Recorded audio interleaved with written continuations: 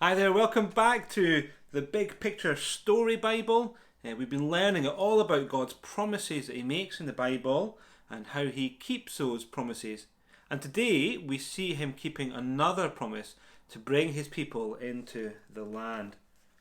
And so, part 8, going into God's place. God's special place was called Canaan. And God chose a man named Joshua to lead his people into the special land. But there was a problem. Other people already lived in Canaan.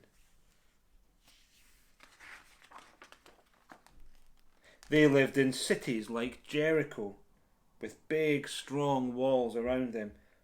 The cities were filled with people who did not listen to God.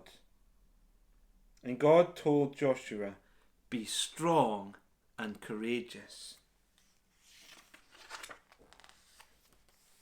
God told Joshua to have the people march around Jericho for 6 days in a row.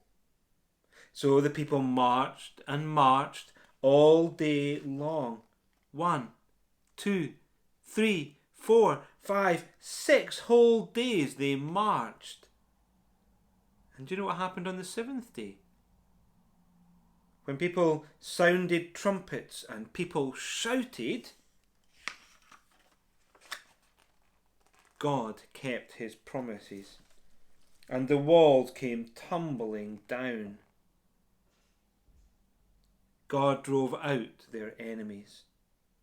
And then God's people lived in the land that He had promised them.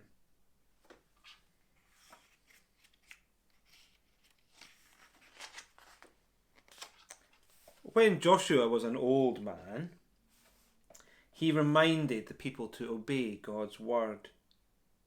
"Choose this day whom you will serve. But as for me and my house, we will serve the Lord."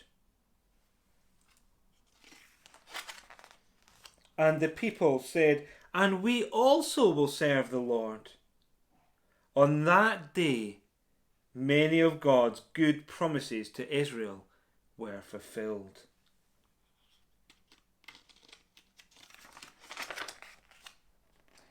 Israel promised to be God's people. Israel promised to obey God's word.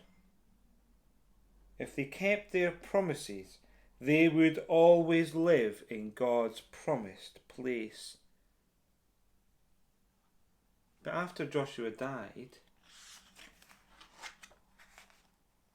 Israel disobeyed God's word, and they rejected God from being king over them.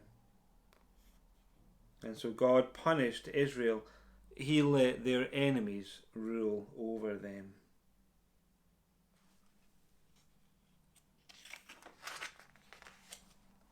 And during this time, the Philistines ruled over God's people. One of the Philistines was big and strong. He was so big and strong that not one of God's people would fight him. Goliath was a giant. Here he is here. And he stood over 9 feet tall. Goliath hated God's people, and all the men of Israel were afraid of him, all except one.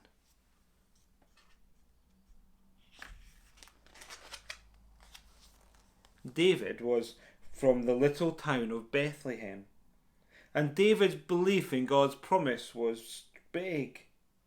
David's trust in God's word was strong, and so David decided to fight Goliath. He took his sling and a few stones, and he ran out to attack the giant. And do you know what happened next?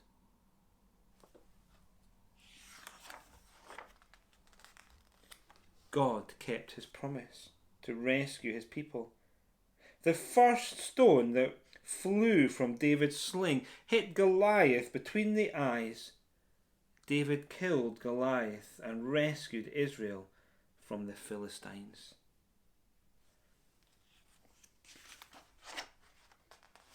God was with David, And God gave David victory over his enemies in other battles.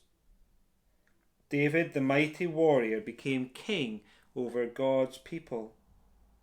David ruled over God's special place. Do you see David singing to God? He's singing to God. See the people playing a flute and the harp and like a lyre. David's singing to God, and he is thanking God for keeping his promises.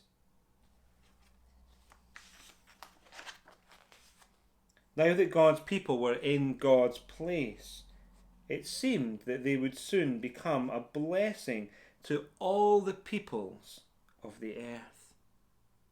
Because do you remember what God promised to Abraham? He said that they would become a great nation, and now Israel's a great nation. They would be in God's place, and that all peoples of the earth would be blessed.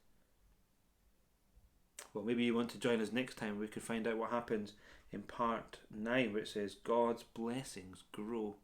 But until then, goodbye.